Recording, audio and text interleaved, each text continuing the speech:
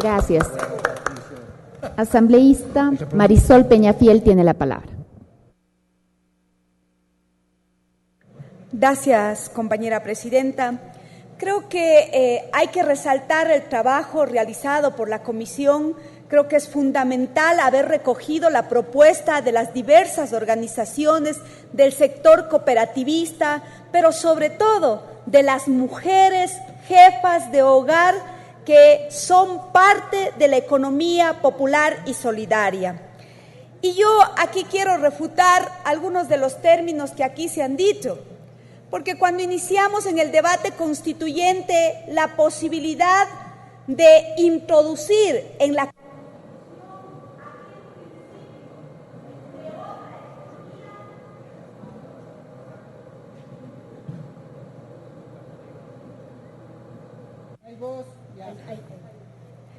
Gracias, señora presidenta. Decía yo que cuando en el debate constituyente establecimos aquel principio de la otra economía, de esa economía que bajo el principio de la asociatividad ponga en el debate constituyente, digo, aquel principio de entender que la economía popular y solidaria y esa diversa es posible pensar aquella que está por encima del capital y que centra su atención en los seres humanos. Y eso lo desarrolla el texto constitucional y además ese principio de la asociatividad no es solamente aquella que se refiere a que se junten esas dos voluntades, sino otras voluntades, sino que por el contrario, lo que propende es a que esa redistribución, esa distribución, ese intercambio cambie la forma de vida de la gente y que además cambie esa concepción que hoy nuevamente lo hemos vuelto a escuchar, la novelera, la que establece principios para desarrollar una normativa secundaria de la economía de los pobres. Aquí ya una compañera nos dijo qué es lo que maneja en cifras la economía popular y solidaria. Nos ha dicho aquel principio de que alrededor de 300 millones de dólares son aquellos que están como circulante y por otro lado, el 67% de las familias son aquellas beneficiarias y que hacen posible que la economía tenga ese dinamismo y son sujetas de la economía popular y solidaria. Por lo tanto, es errado aquel principio de economía de pobres y principios noveleros que ahora retoman el debate. Y esos principios que la Ley de Economía Popular y Solidaria puesta en marcha y que en sí ha reivindicado los procesos de desarrollo de aquellos sectores que han sostenido la economía de este país en las épocas de crisis, aún más visible todavía, y que además con su propio esfuerzo han generado y han sido el aporte para el Producto Interno Bruto. Entonces, esa economía social y solidaria debe ser fortalecida por el Estado a través de su aplicación con la creación de esta norma jurídica, para que no debilite esos principios asociativos, para que el gran capital y mercado no acabe con esas pequeñas asociatividades, con aquello que genera riqueza para nuestros sectores productivos y que además son parte del desarrollo de los pequeños campesinos, de los agricultores, de los artesanos, de esas diversas formas de vida de la gente. Creo que hay algunos elementos que la Comisión ha recogido de lo que ha significado la vigencia de estos 4 años de la normativa que estamos tratando. Pero me parece importante precisar y mejorar algunos artículos, como por ejemplo el artículo 17, cuando se refiere a los sectores comunitarios y hacemos una definición refiriéndonos a las organizaciones vinculadas por relaciones de territorio, por relaciones de familia, por etnia, por relaciones culturales y de género, de movilidad humana, de aquellas de cuidado de naturaleza urbanas y rurales, de comunas, comunidades, pueblos y nacionalidades que mediante el trabajo asociado tienen por objeto la producción, la comercialización, la distribución y el consumo de bienes y servicios. En esta primera parte, el articulado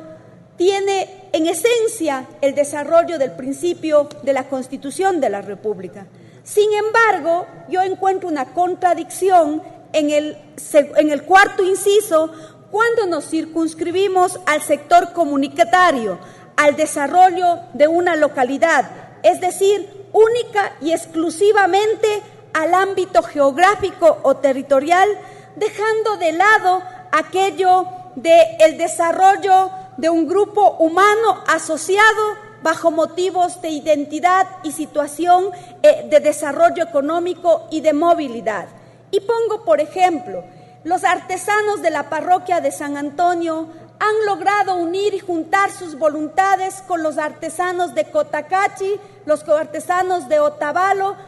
y un sector que todavía queda parte de la economía popular y solidaria del Cantón Antonio Ante. Si aplicamos la norma de acuerdo al cuarto inciso, como se está manifestando, les estamos negando la posibilidad también a estos pequeños sectores asociativos de ser sujetos de la economía popular y solidaria, por lo cual planteo al presidente de la comisión un texto alternativo para reconocer estas asociatividades de acuerdo a estos grupos, pero que también sean parte y sujeto de la ley. Y planteo que las organizaciones del sector comunitario podrán desarrollar diversas actividades económicas siempre que sean afines y se relacionen con el desarrollo de su localidad, de su identidad o enfoque o situación de sus asociados. Cada actividad deberá contar, como lo determina la parte final de este artículo 17, con esa contabilidad separada. Por lo tanto, yo quiero insistir en esa posibilidad porque esta relación que existe entre artesanos no solo sucede en la provincia de Imbabura. Hay organizaciones de mujeres que han logrado juntar sus voluntades, como por ejemplo en Pichincha.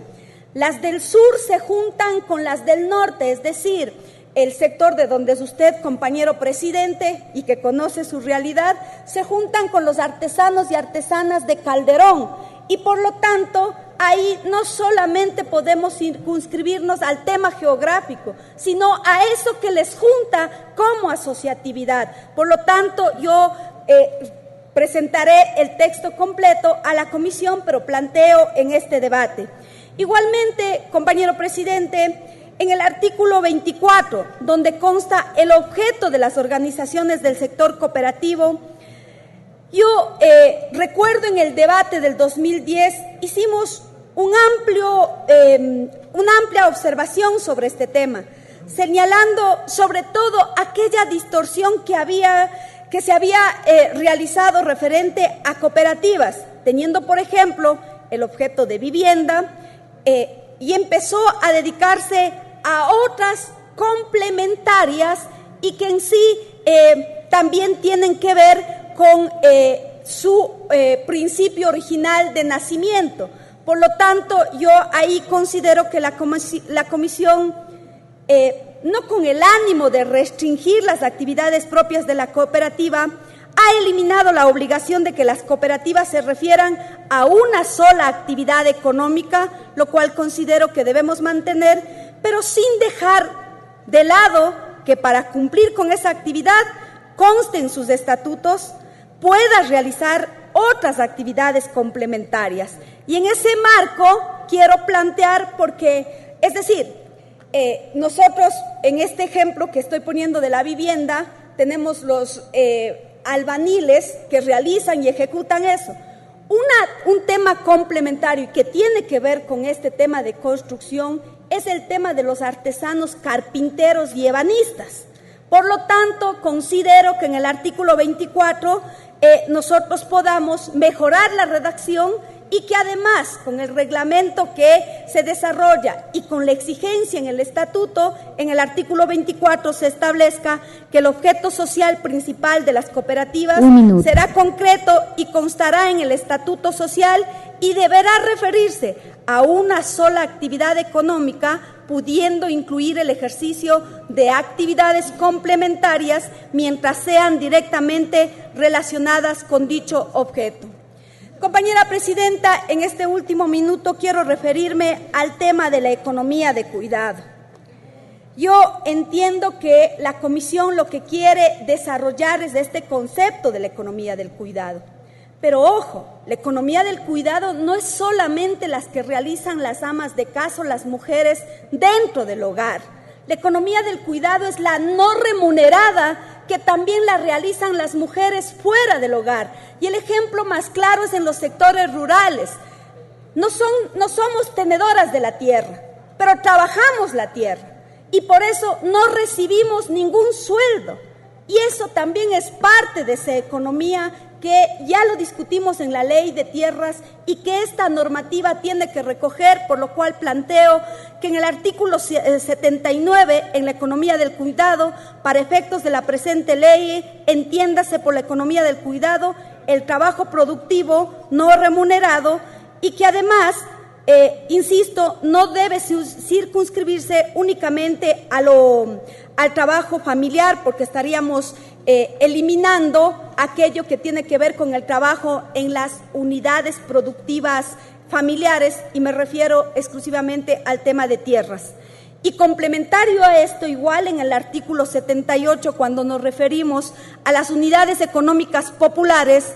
y se determina cuáles son estas unidades económicas, planteo un texto alternativo para ampliar ese derecho y además no solo se circunscriba a un sector, sino que ahí hablemos no solamente de los trabajadores autónomos, de los artesanos, comerciantes minoristas, los que se dedican a la economía del cuidado, entre otros, las actividades económicas productivas. Y ahí específicamente vuelvo al tema de las unidades de producción familiar. Creo que este es un adelanto sustancial en ese nuevo modelo de Estado y en ese nuevo modelo económico que garantiza el desarrollo asociativo y que de hecho con algunos sectores no compartiremos. Felicito a la comisión y haré llegar otras observaciones por escrito. Gracias, señora presidenta.